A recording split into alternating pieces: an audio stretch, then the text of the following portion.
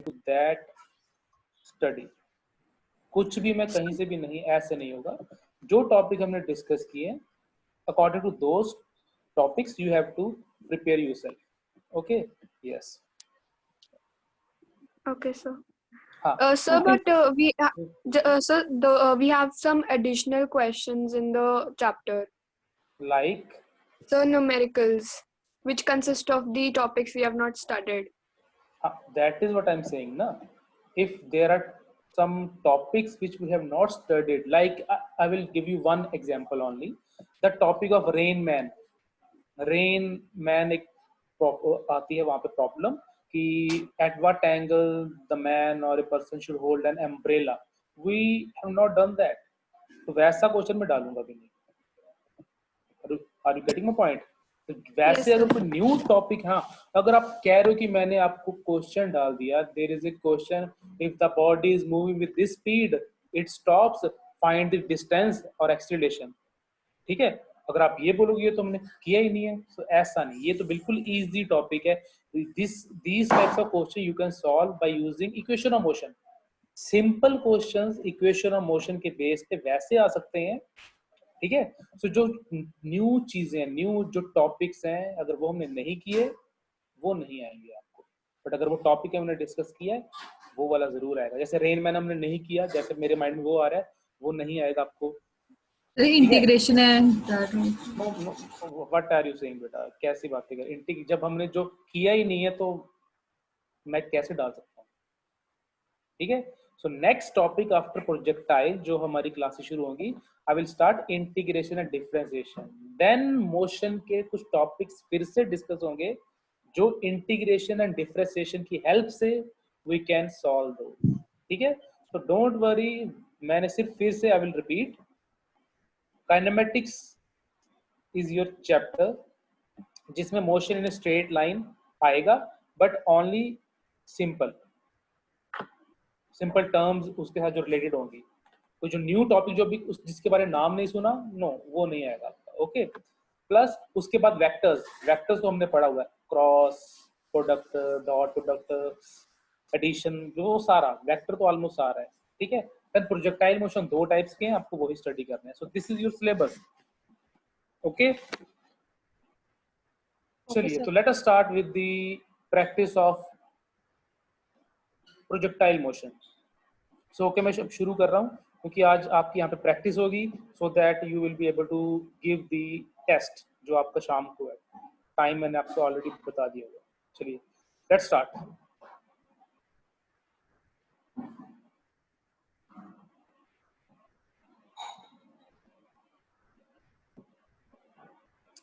Okay, so this is your first question. ठीक है, question is, a ball is projected upward at a certain angle with the horizontal. ठीक है, which of the following statement is are true. कौन सी statement सही है? एक भी सही हो सकती है, there are more than two options also, और दो भी ऑप्शन हो सकते हैं। सो आपको ये चूज करना है। सो ये कॉन्सेप्चुअल बेस्ड क्वेश्चन है, this is A conceptual based question. So let us start now. ठीक है, so it is a case of, what type of case is this? ये कैसा केस है? ये वो केस है जब बॉडी को ओब्लिकली किसी एंगल पे फेंका जा रहा है, लाइक दिस। उसने बोला है ball is projected at a certain angle, so this is the type of diagram by which you can represent the, sorry ज्यादा हो गया, तो ऑप्शन चूज कीजिए, कुछ ऐसा होता है आपका ये, like this। so first option is velocity of the projectile is not zero, velocity zero नहीं होगी हाईएस्ट पॉइंट पे, यहाँ पे velocity zero नहीं है, देखते हैं इसको। Second is saying acceleration of the projectile is zero, यहाँ पे एक्सीलरेशन जीरो हो जाती है। Third is saying velocity of the projectile is along the horizontal direction, जो यहाँ पे वेलोसिटी होगी वो हॉरिजॉन्टल डायरेक्शन में होगी, ये भी यहाँ पे बोला जा रहा है।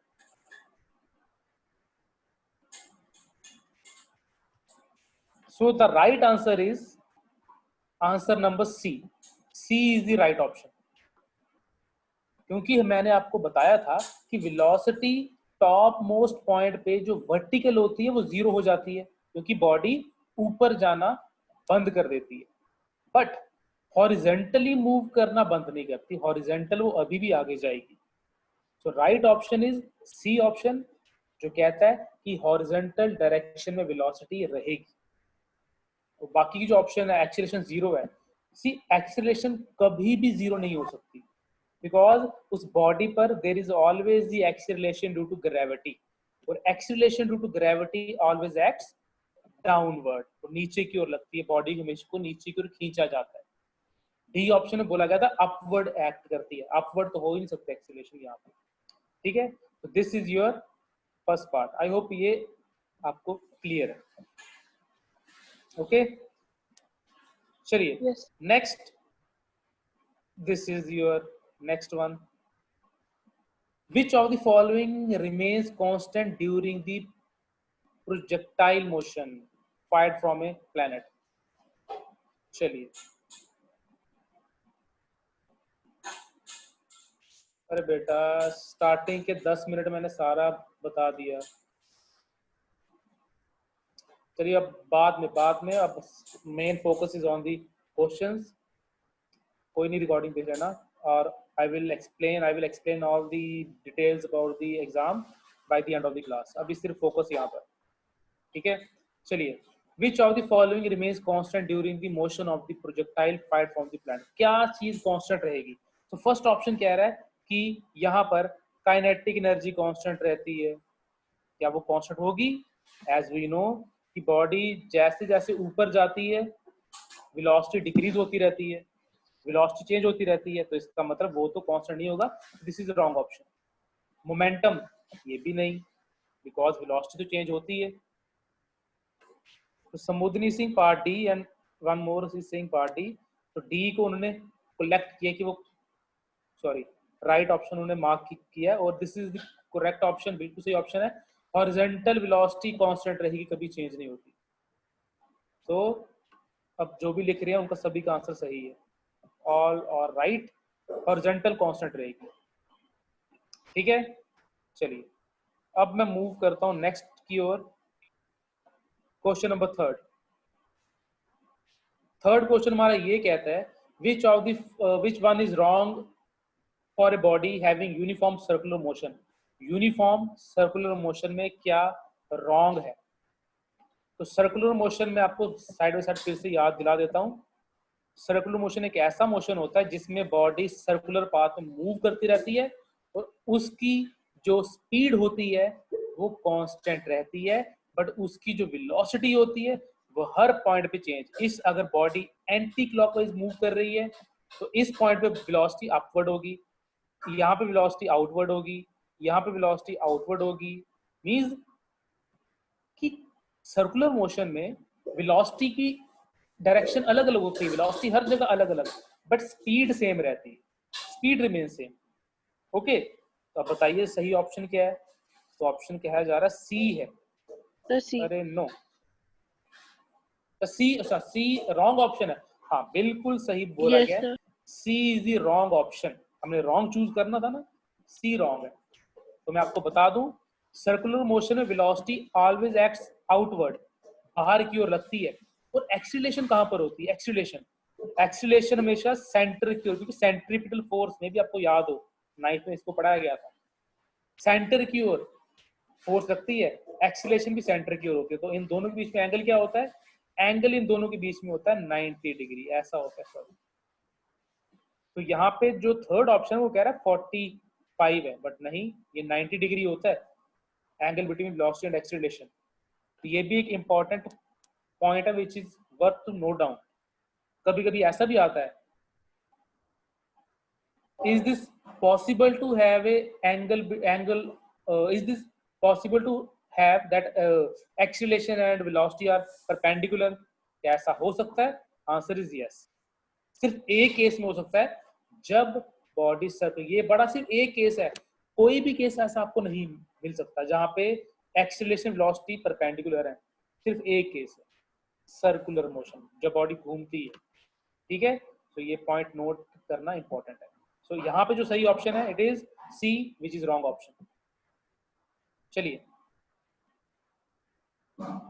4, मैं रैंडमली भी चूज कर सकता हूँ, पहले 4 की ओर ध्यान देते हैं। देखिए यहाँ पे range of the projectile depends upon, range किस किस पे डिपेंड करती है, रेंज किस पे डिपेंड करती है, तो ये हमारा यहाँ पे क्वेश्चन आता है। तो मैं आपको वैसे रेंज का फॉर्मूला बता दूं, ठीक है। रेंज के तो वैसे 2 फॉर्मूले होते हैं। अगर हॉरिजेंटल वाले की बात की जाए, हॉरिजेंटल प्रोजेक्टाइल मोशन में रेंज इज इक्वल्स टू, इसकी क्या होती है, u under root 2 h/g। This is the formula of the range in horizontal, ठीक है। ओब्लीक में क्या होता है, ओब्लीक में होता है range is equals to u square sine 2 theta sine 2 theta by G, ये है ओब्लीक में। तो आप देख सकते हो किस किस पे डिपेंड कर रही, किस पे नहीं। So let me check your answers, A B D. Okay, तो मैं देख लेता हूँ। एंगल ऑफ प्रोजेक्शन पे रेंज डिपेंड करती है, बिल्कुल डिपेंड करती है। As you can see angle यहाँ पे दिखाया गया। एक्सीलरेशन ड्यू टू ग्रेविटी पे डिपेंड करती है, बिल्कुल डिपेंड करती है। फॉर्मूले में आ रहा है, इट मींस डिपेंड करती है। क्या मास पे डिपेंड करती है, बिल्कुल नहीं। तो right options are A B D, 3 पर डिपेंड करती है। A B D are the right option. तो जिन्होंने भी मार्क की बिल्कुल सही है। अग्रिता बेटा डी भी है, देखो ना, वेलोसिटी भी लिखे ना, मैग्नीट्यूड ऑफ वेलोसिटी, तो देखो वेलोसिटी भी है यहाँ पे, यू आ रहा है ना, तो D is also right option. Okay, तो 3 ऑप्शन सही है यहाँ पे। तो ये it is the beauty of the physics की आप मैथमेटिकल वे में हर चीज को एक्सप्लेन कर सकते हो। कि आपको अगर नहीं समझ में आ रहा, फॉर्मूला याद कर लो कि डिपेंड कर सकते कि नहीं, तो मोर देन 80% चीजें हम मैथमेटिकली ही शो कर सकते हैं। याद करने की जरूरत नहीं है, फॉर्मूला उसका पता होना चाहिए। Okay, so I am going to erase everything. आपने ये पॉइंट नोट कर लिए हैं, तो गुड। चलिए आज सिर्फ प्रैक्टिस होगी। So next is 5th question number 5। 2 bullets A and B are fired। थोड़ा ऊपर कर देता हूँ इसे मैं, wait, let me adjust again. हाँ जी, 2 bullets A and B are fired horizontally with the speed इतनी। अच्छा, A की स्पीड v दी गई है और A की v है और B की 2v है, ये बोला गया है। Which of the following is a true? Both, अच्छा ए ऑप्शन बेटा यहां से स्टार्ट है। A option is both will reach the ground in the same time, दोनों सेम टाइम पे ग्राउंड में रीच कर जाएंगे, पहला ये उन्होंने बोला गया। तो पहले बताइए ये सही ऑप्शन हो सकता है कि नहीं हो सकता। तो इसमें टाइम, अब आपने क्या दिमाग लगाना है कि यहाँ पे टाइम की बात की गई है, बोला कि टाइम सेम होगा। सो हम देखते हैं कि टाइम का फॉर्मूला क्या होता है। वैसे टाइम का वैसे जो फॉर्मूला होता है, it is under root 2 h/g, ये है टाइम का फॉर्मूला, ठीक है। अब क्या क्या क्या वेलोसिटी और टाइम को रिलेशन है यहाँ पर?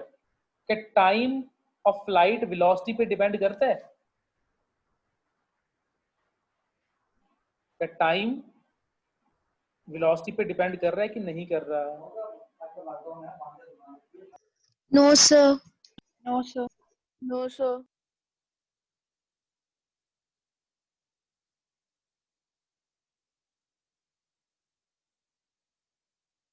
Yes, sir. Yes, sir. Okay, तो यहाँ पे हम ये देख सकते हैं कि जो वेलोसिटी है ना,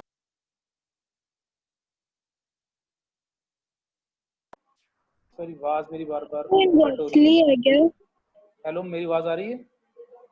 Yes, sir. Yes, अभी sir. ओके ओके, हाँ। तो मैं कह रहा था कि देखो वेलोसिटी पर तो डिपेंड करती नहीं है ना। तो ए को v से फेंका, बी को 2v से फेंका, जिस मर्जी वेलोसिटी से फेंके तो ए की हाइट से है ना। सो ए इज द राइट ऑप्शन। जो बोला गया टाइम सेम होगा तो बिल्कुल सेम होगा, वेलोसिटी जो मर्जी हो time will be same. A is the right option. बाकी ऑप्शन भी चेक कर लेते हैं, maybe there are more than 2 options, वो भी चेक करना जरूरी है। ओके, बोथ बुलेट, सॉरी क्या था, बी पार्ट है, bullet with speed 2v cover more horizontal distance on the ground. Time same है बट बी पार्ट कहता है कि जी सर इसका मतलब अगर हम कोई दो ऑब्जेक्ट्स फेंक रहे हैं किसी मतलब जगह से, तो अगर हम एक ही स्पीड को बहुत ज्यादा मतलब एक को बहुत ज्यादा स्पीड से फेंक रहे हैं और एक को बिल्कुल बहुत बिल्कुल, कम, तो हाँ जी हाँ एक ही जी हाँ साथ जी, अब फेंक देखो देखो, अब बिल्कुल सही आप ट्रैक करो।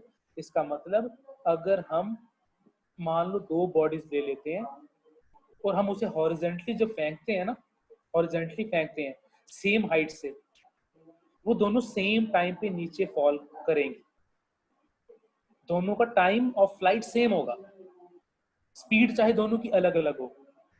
अगेन अगर if you are thinking it ideally, perfect case हमें नहीं देखने को मिलता, क्योंकि परफेक्ट केस में हम ये एज्यूम करके चल रहे हैं कि एयर रेजिस्टेंस नहीं है।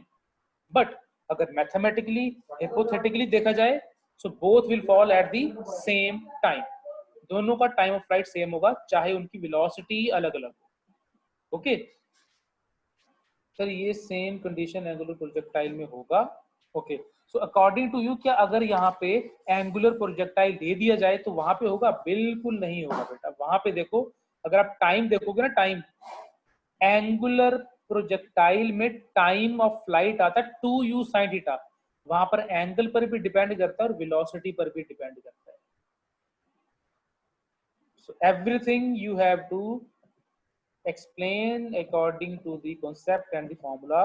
एंगुलर में 2u आता है ना, 2u sin थीटा, तो वेलोसिटी आती है वहां पर, ठीक है, तो ये ध्यान रखना। बट ये केस था हॉरिजॉन्टल का। ओके, मैं बी पार्ट पर आता हूँ। बी पार्ट भी इंपॉर्टेंट है। बी कहता है कि बुलेट जो 2v स्पीड वाला है वो ज्यादा हॉरिजॉन्टल डिस्टेंस कवर करेगा, उसका डिस्टेंस ज्यादा होगा। हॉरिजॉन्टल डिस्टेंस को क्या बोला जाता है, किसी को मालूम है? उसको रेंज बोला जाता है। और जो रेंज होती है, रेंज का फॉर्मूला हॉरिजॉन्टल प्रोजेक्टाइल में होता है, क्या होता है वो? U अगर मैंने अंडर रूट लिखा भी था, हाँ 2h/g। बिल्कुल सही बोला, u अंडर रूट 2h/g, मतलब u आता है ना, u यस आता सर। है, इट मीन जिसकी स्पीड ज्यादा उसकी रेंज भी ज्यादा। सो 2v ज्यादा स्पीड है ना, मींस उसकी हॉरिजॉन्टल डिस्टेंस रेंज भी ज्यादा होगी। तो बी ऑप्शन भी सही है। तो यहाँ पर ए भी सही है, बी भी सही है, ठीक है, बट सी और डी आर रॉन्ग। सी बोला जाता है कि एक पहले पहुंचेगा एक बाद में पहुंचेगा, वो रॉन्ग है, क्योंकि टाइम तो दोनों का सेम है ना। तो A B are the right option है। It is clear? इसमें किसी को कुछ यस पूछना है सर। तो बताओ। चलिए, sir can you explain again? Okay, मैं फिर से एक बार लास्ट टाइम इसको एक्सप्लेन कर देता हूँ। सो मैंने यहाँ पे एक स्टेटमेंट दी थी कि 2 बॉडीज को फेंका, एक की स्पीड v है, दूसरे की स्पीड 2v है, मतलब एक को ज्यादा स्पीड से फेंका जा रहा है, एक को कम स्पीड से फेंका जा रहा है, ठीक है। तो पहला पार्ट कहता है ए, हमने बताना कौन सा ट्रू है। ए पार्ट में बोला गया है both will reach the ground at the same time, कि स्पीड जो मर्जी हो दोनों सेम टाइम पर ग्राउंड में फॉल करेंगे। तो इसको हमने कैसे एक्सप्लेन किया? टाइम देखा हमने कि टाइम का क्या रिलेशन है, तो हमें पता लगा जो टाइम का रिलेशन है वो होता है अंडर रूट 2h/g। टाइम का रिलेशन है अंडर 2h/g। तो हॉरिजॉन्टल प्रोजेक्टाइल मोशन में वेलोसिटी और टाइम का कुछ लेना देना ही नहीं है। It means velocity, time of flight does not depends upon the velocity. जो मर्जी वेलोसिटी हो उस पर डिपेंड नहीं करता टाइम। टाइम डिपेंड करता है हाइट पर, कितनी हाइट से फेंक रहे हो, जितनी ज्यादा हाइट उतना ही टाइम ऑफ फ्लाइट ज्यादा। सो इसका मतलब पार्ट ए इज राइट, दोनों सेम टाइम पे नीचे गिरेंगे क्योंकि सेम हाइट से फेंका जा रहा है। So when we will consider time of flight, अच्छा, जब वहां पे हम अगर सोचते, अगर हमें ये हॉरिजॉन्टल प्रोजेक्टाइल मोशन ना दिया होता, ओब्लीक प्रोजेक्टाइल मोशन दिया होता, तब याद रखना, तब वहां पे वेलोसिटी पर डिपेंड करता है टाइम।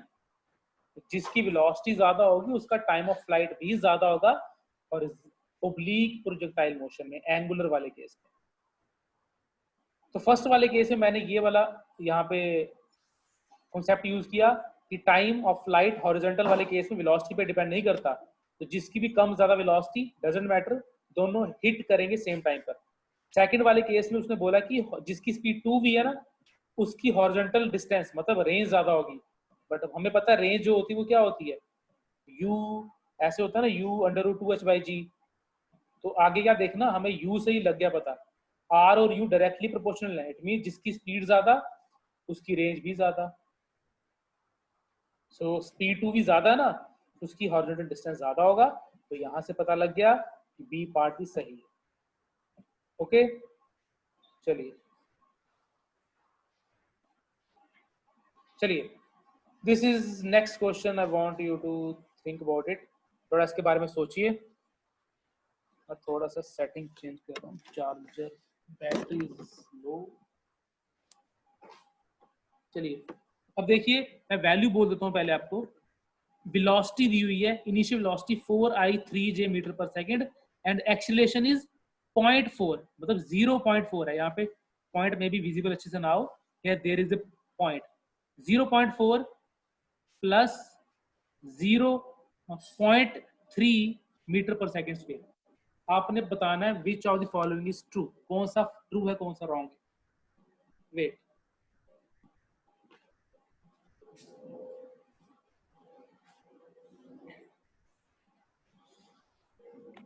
Excuse me, sir.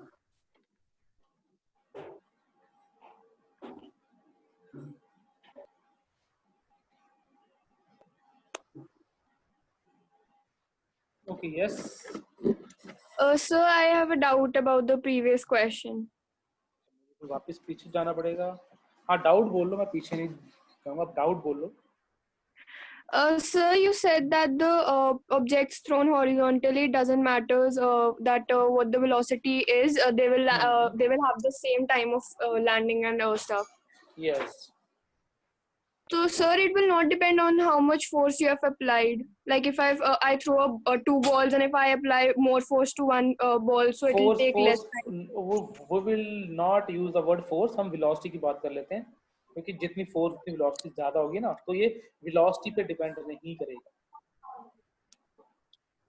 जितनी मर्जी वेलोसिटी ज्यादा फेंको। Sir yes yes I am listening. Sir इस क्वेश्चन में एक्सेलरेशन में 0.4 है। Acceleration is 0.4 plus 0.3।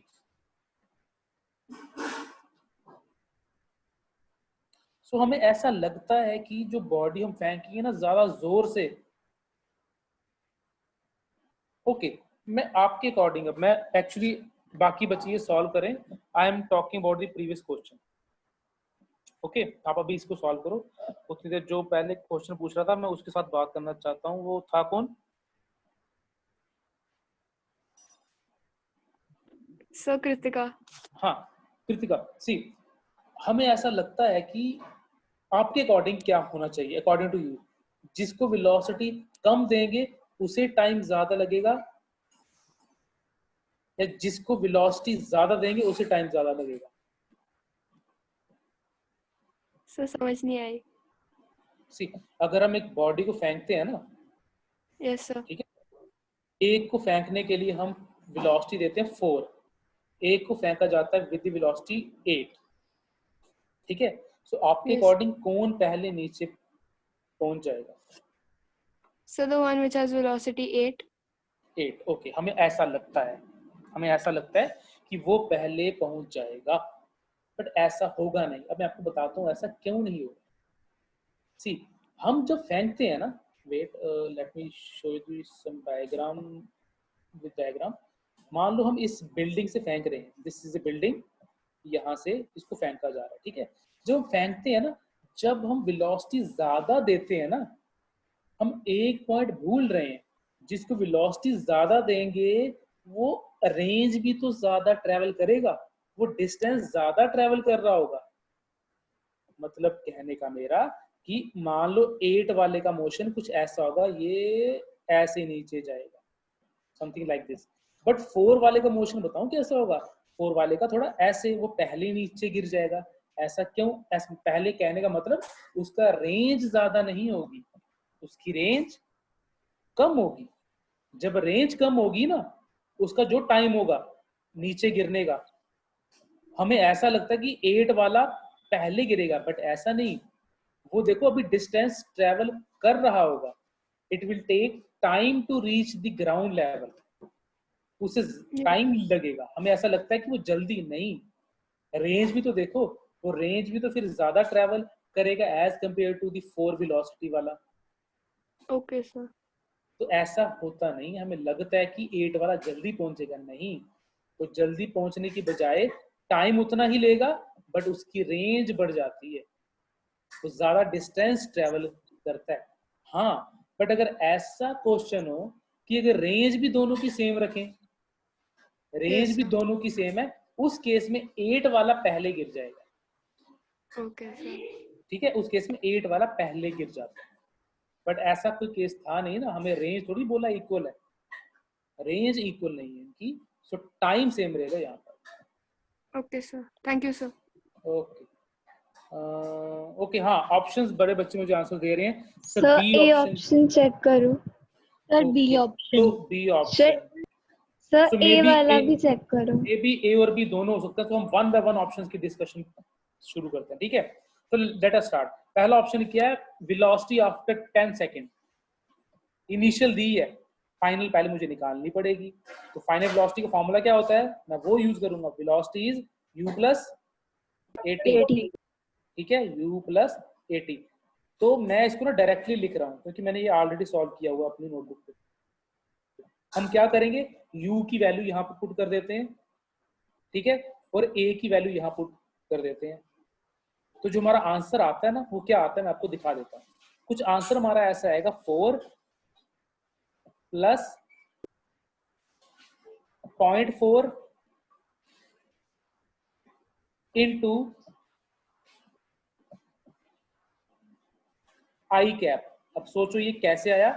मैंने आई वालों को ना इकट्ठा लिख लिया, सॉरी 4 के साथ टी भी होगा। आप थोड़ा सॉल्व करके देखो, ए टी है ना, ए के साथ टी मल्टीप्लाई होगा, तो मैंने आई कंपोनेंट वालों को इकट्ठा लिख लिया, प्लस जे वालों को मैं इकट्ठा लिखूंगा, 3 plus 0.3 T into T bracket में जे कैप। जी। ये क्लियर है? क्या यही आ रहा है सबका? Yes sir. ये आ रहा है। अब देखिए हमें इसको सॉल्व कैसे करना है, वेलोसिटी कैसे निकालनी है। वेलोसिटी निकालने के लिए आपको क्या करना होगा, पहले टी की वैल्यू पुट करो। किस टाइम पे बोला वेलोसिटी निकालने के लिए? At time 10 second. जब टी की वैल्यू पुट करोगे, आपकी वेलोसिटी बताऊं क्या बन जाएगी? आपकी वेलोसिटी बन जाएगी, जब टी 10 पुट करेंगे, your answer becomes 8i 8i plus 6j 8i, बिल्कुल सही plus बोला आपने, 6j plus 6j plus 6j, ये आपका आंसर बनता है। बट सर हमें क्या इसका दिया गया? मैग्नीट्यूड, हमें मैग्नीट्यूड बोला गया। तो मैग्नीट्यूड कैसे निकालते हैं? आता है फॉर्मूला। Yes sir. मैग्नीट्यूड वही A square plus B square two B cos theta लगा सकते हैं। तो यहाँ पे A square is 8 square plus B square is 6 square under तो रूट ये 100 100 तो क्या आता है 10 आंसर? 10। तो पहला ऑप्शन सही है, यस सर। पहला ऑप्शन बिल्कुल सही आ रहा है, बिल्कुल सही आ रहा है। जिन्होंने भी फर्स्ट ऑप्शन चूज किया बिल्कुल सही है। बट सेकंड ऑप्शन अगर हम देखें, सेकंड गलत थोड़ी है, सेकंड भी सही है। सेकंड में बोला गया है वेलोसिटी एट टाइम टी। तो देखो ना, टी टाइम में वेलोसिटी ये आई है हमारी, जिसको मैं ब्लू रंग से अंडरलाइन कर रहा हूँ, ये वाली, ये देखो यस जहाँ पे सर, टाइम टी लिखा फॉर्मूला हुआ तो है, ये सेम ही तो आ रहा है। 4 प्लस 4.4i टी सेम आ रहा है। तो डी भी सही है, ए भी सही है, दोनों सही है। सी अगर ऑप्शन अगर सॉल्व करना चाहते हो तो सॉल्व अगर आप करते भी हो, you can use equation S U T half of A T square. Sorry T तो हमारे पास है, टी हमने पुट नहीं करना फिलहाल, या V square minus U square आप यूज कर सकते हो, बट रिमेंबर सी ऑप्शन आपका रॉन्ग आएगा। तो अगर आपने बी और ए चूज किया बिल्कुल सही है, जिसने भी ये चूज किया, ठीक है। तो मैंने आपको बता भी दिया कि ये कैसे सॉल्व किया गया। चलिए, आई am going towards the next one. Sir ये थर्ड ऑप्शन कैसे करना था, जो इसका थर्ड थर्ड आपको पार्ट था, यहीं डिस्प्लेस? पे अगर हमने थर्ड के बारे में बात करनी हो, थर्ड बोला डिस्प्लेसमेंट। देखिए डिस्प्लेसमेंट निकालने का फॉर्मूला क्या होता है, एस इक्वेशन ऑफ मोशन में S equals to U T plus half of A T square. तो आपने यहाँ पे u की वैल्यू पुट करनी थी, a की ओके वैल्यू ओके दी हुई सर, है वो पुट करनी थी, देखना था इक्वेशन हमारी बनती है कि नहीं बनती। Okay okay, clear sir. ऐसे ही यस सॉल्व हो सर। जाएगा। चलिए नाइन्थ वन में एक यहाँ पे दे दिया हुआ है, when the projectile is eight highest point the direction of velocity. ये मैंने आपको पहले ही स्टार्टिंग में बताया था, याद है। प्रोजेक्टाइल को फेंका, ऐसे सब जा रहा है पेंडिकुलर। हाईएस्ट पे, वेलोसिटी इस तरफ। परपेंडिकुलर वाला बिल्कुल सर सही जी, ऑप्शन आपका, जी नीचे ऑप्शन है नंबर और D is the right answer, it will be D. Perpendicular. तो बिल्कुल सही जा रहे हैं आप, तो सभी सही आंसर दे रहे हैं, डी डी डी, हाँ बिल्कुल सही है बेटा आपका आंसर। ओके, चलिए फिर नेक्स्ट वन की ओर मैं मूव कर देता हूँ। Okay, this is interesting one, इसमें कुछ फैक्ट्स हैं वो आपको याद भी रखने हैं। ये बड़ा इंटरेस्टिंग क्वेश्चन है। इसके बाद एक ये हमें अभी सॉल्व करना है, इसके बाद एक और सॉल्व करना है, then class will be end. समझिए इसको। It is possible to project a body with a given speed in two possible ways so that same horizontal range आए हमारे पास। अब मैं पहले आपको एक फैक्ट समझाता हूँ। हमेशा एक ही स्पीड पर बट डिफरेंट एंगल्स पर दो टाइप जो रेंज हम निकालते हैं, डिफरेंट एंगल्स पर भी, बट स्पीड अगर सेम रखते हैं, रेंज सेम होती है। मैं फिर से ये रिपीट कर देता हूँ। अगर हमने एक बॉडी को फेंका, थ्रो किया, बट डिफरेंट एंगल्स पे, तो रेंज हमारी सेम आ सकती है। डिफरेंट एंगल पे रेंज सेम आ सकती है। तो वो कौन से एंगल होंगे पहले मैं आपको बता दूं जिस एंगल पे रेंज सेम आएगी। First I am going to explain वो एंगल जिन एंगल्स पे रेंज सेम आती है, जो हॉरिजॉन्टल डिस्टेंस आता है वो सेम आता है, पहले वो आपको बता दूं। लेट कर लेते हैं मैंने एक बॉडी को फेंका,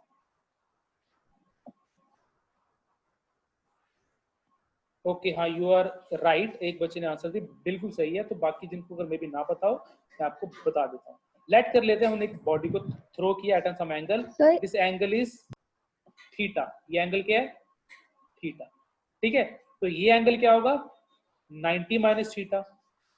तो जब भी हम रेंज थीटा और 90 माइनस थीटा एंगल पर फाइंड करते हैं ना, तो हमेशा याद रखना रेंज सेम आती है। तो कौन से एंगल पे रेंज सेम आती है? थीटा और 90 माइनस थीटा पर, ठीक है। ये मैं आपको एक्सप्लेन कर सकता हूँ कैसे। मान लो थीटा आपका 30 डिग्री है, थीटा इज 30 डिग्री, तो आपकी रेंज क्या आएगी आप पता लगा सकते हो। आपकी जो रेंज आएगी ना, range will be you square sine 2 theta, मतलब साइन 2 थीटा क्या होगा? 60 डिग्री। तो थीटा इज 30 ना, तो 2 थीटा इज 60 अपॉन जी। तो आंसर क्या आएगा आपका? आंसर आएगा √3/2 यू स्क्वायर बाय जी। कुछ ऐसा आपका आंसर आता है। ऐसी ही रेंज अगर आप फाइंड करते हो थीटा की जगह 90 माइनस थीटा लेकर आप फाइंड करोगे, तब भी आपकी रेंज सेम आती है। देखना, आप फाइंड करना सेम आती है। तो बस यही मैंने आपको पॉइंट बताना था। थीटा और 90 माइनस थीटा एंगल्स पर अगर रेंज फाइंड की जाए, आंसर इज सेम आंसर आएगा आपका। तो ये पॉइंट नोट कर लो, थीटा और 90 माइनस थीटा पर रेंज सेम आती है।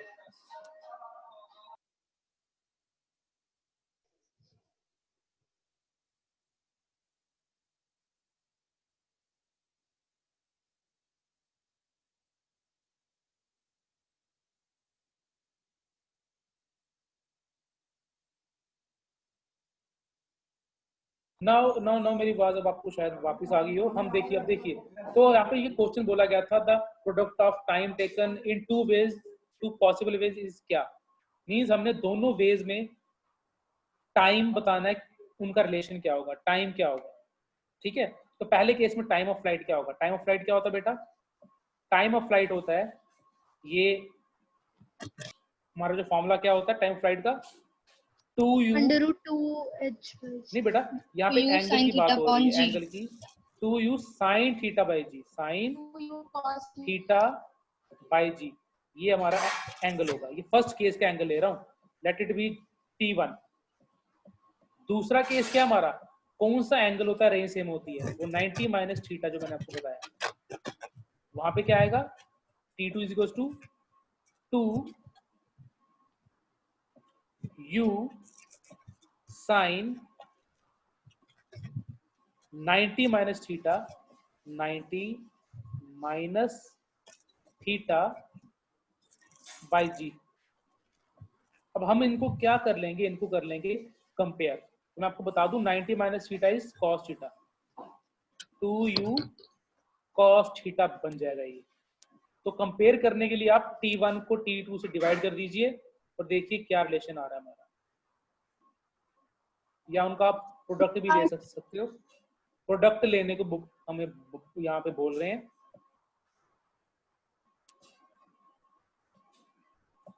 चलिए, so B B B B B B okay, B option आ रहा है, ठीक है, चलिए बी ऑप्शन में चेक कर लेता हूँ, सही ऑप्शन है बी हमारा,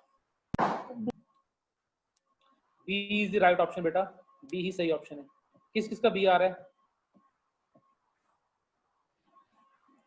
हाँ जी, कंप्लीमेंट्री एंगल्स, ठीक है, यू आर राइट। अब बी ऑप्शन अगर आपको नहीं समझ में आ रहा कि कैसे आया, बता देता हूँ। T1 को T2 से मल्टीप्लाई कीजिए, T1 को T2 से मल्टीप्लाई कीजिए, जब आप मल्टीप्लाई करेंगे ना, सॉल्व करने पर आपका जो आंसर आएगा वो आएगा 2u square 2 sine theta cos theta आएगा आपके पास, जो एक फॉर्मूला होता है साइन 2 थीटा के इक्वल, साइन 2 थीटा। मैं आपको रिपीट कर देता हूँ, ये साइन 2 थीटा कहाँ से आएगा, this is a formula, 2 sine theta cos theta होता है साइन 2 थीटा के equal divided by G square. ठीक है, तो यहाँ पे आपको एक रेंज का फॉर्मूला मिल गया है। कौन सा रेंज का फॉर्मूला है, u sine square theta by u square sign theta bye g। इसलिए हम यहाँ पे आंसर लिखते हैं 2r बाय g, क्योंकि यहाँ पे u स्क्वायर आ गया, साइन टू थीटा आ गया, बाय g आ गया, तो वो रेंज होती है, इसलिए B option is the right answer. Okay, लिखना है तो लिख लो इसे।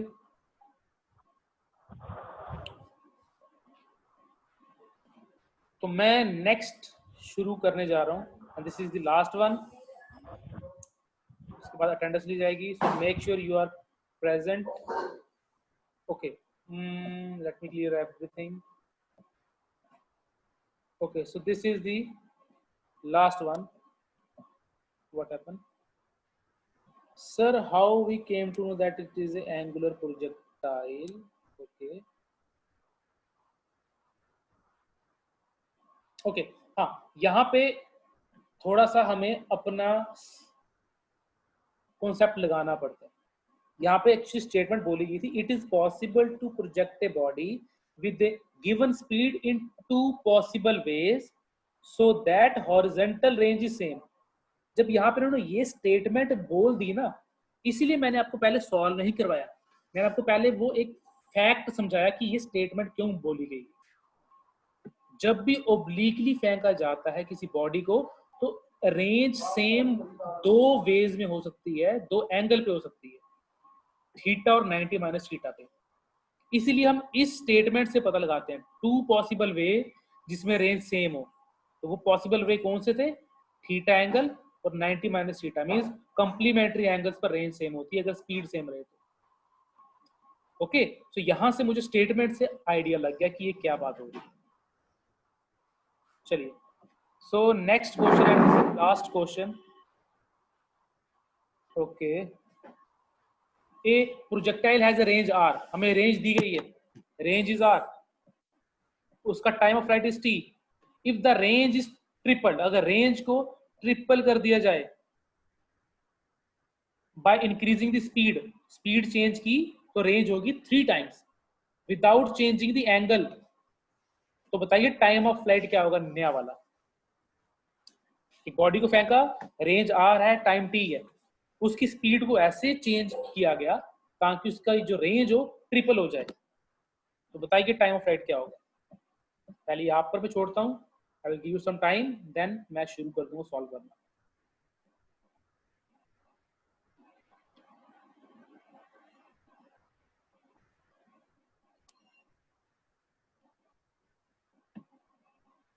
तो सबसे पहले रेंज का फॉर्मूला याद आप यहाँ पे कर सकते हैं, फॉर्मूला ऑफ द रेंज।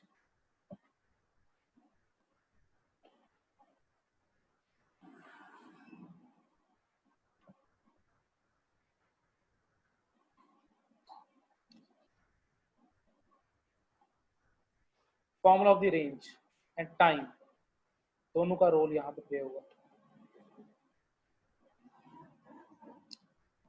ठीक है, सो थोड़ा सा लेंथी है तो साइड बाय साइड मैं भी शुरू कर देता हूँ।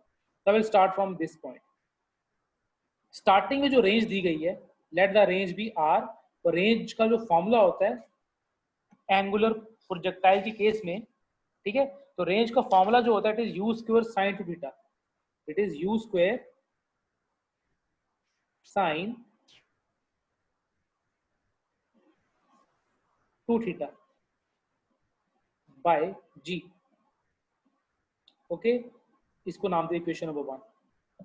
तो टाइम जो होता है, टाइम ऑफ फ्लाइट होता है हमारा, उसका फॉर्मूला क्या होता है 2u sine theta by G, 2u sine theta by ji.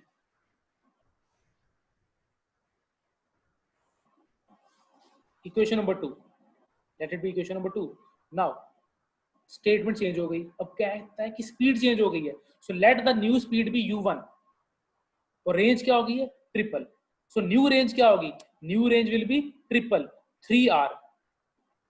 3r का फॉर्मूला क्या बन जाएगा, स्पीड जो नई वाली, लेट इट बी u1 का square sine 2 theta by g. और न्यू टाइम क्या होगा, what will be the new time, इसको इक्वेशन नंबर 3 बोल देते हैं, equation number 3।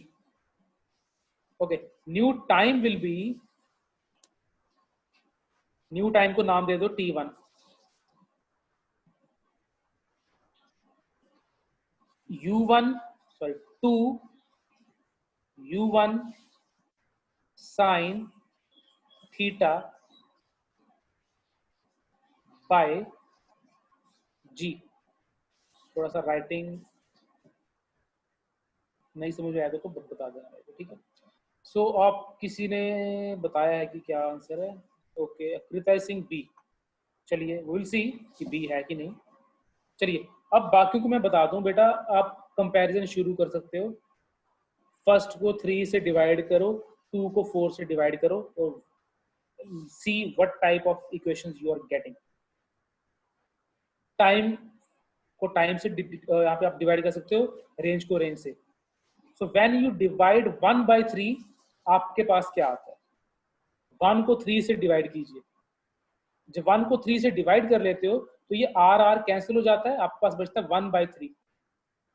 1 by 3 equals to u upon u1, दोनों का स्क्वायर है, दोनों का स्क्वायर, ये आती है आपके पास equation.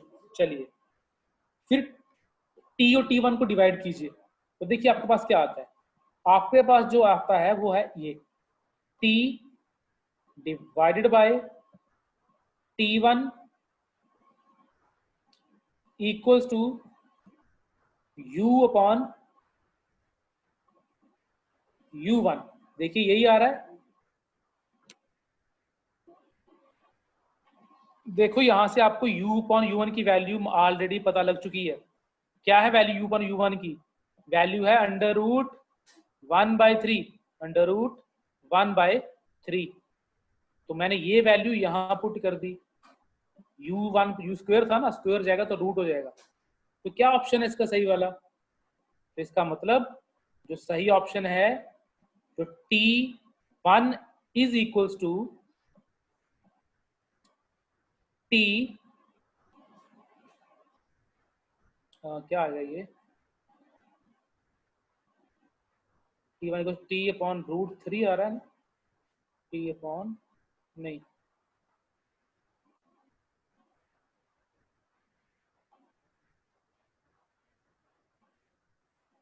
T√3 sorry t√3, okay t√3, तो क्या ऑप्शन सही है? Sir B option. T option is right answer. So एक बच्चे ने आंसर दिया था पहले, अकृता ने, बिल्कुल ठीक आंसर है। सो आई होप आज का सेशन आपको समझ में आया होगा। तो प्रैक्टिस इज द की, अच्छे से करो, समझो हर पॉइंट को, ठीक है। तो शाम को आपका सब्जेक्टिव टेस्ट होगा, it is not going to be lengthy test, छोटा सा टेस्ट होगा, बट जरूर देना है, ठीक है। तो टाइमिंग यू ऑल नो, अगर नहीं हो तो मैं फिर से भेज दूंगा। तो now give me only 10 seconds to take your attendance. तो तेरे को डाउट है तो यू कैन आस्क बेटा। Wait just a moment.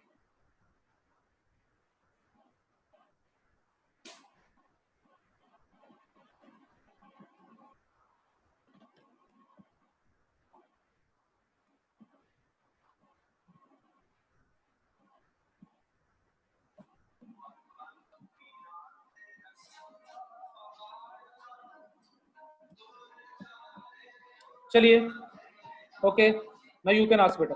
Excuse me, sir. Sir.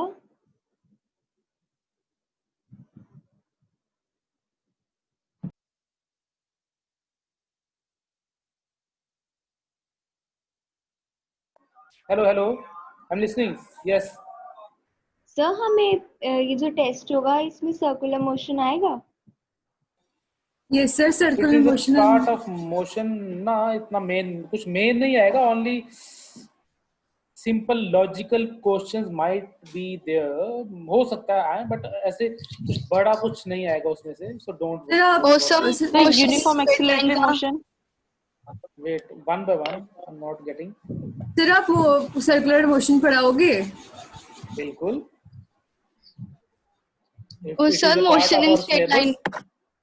नहीं, दैट वाज योर होमवर्क, वो मैंने आपको दिया था इसलिए कि 9th वाले बेसिक मोशन के सभी अच्छे से पढ़ लो, तो बार बार वही चीज सर- रिपीट सर इसका मतलब हम मोशन इन स्ट्रेट लाइन दोबारा नहीं पढ़ेंगे?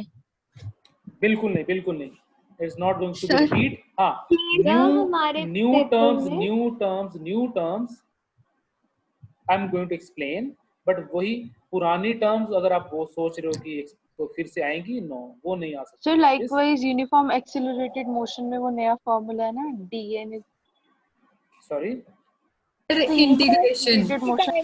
integration, everything related to integration and everything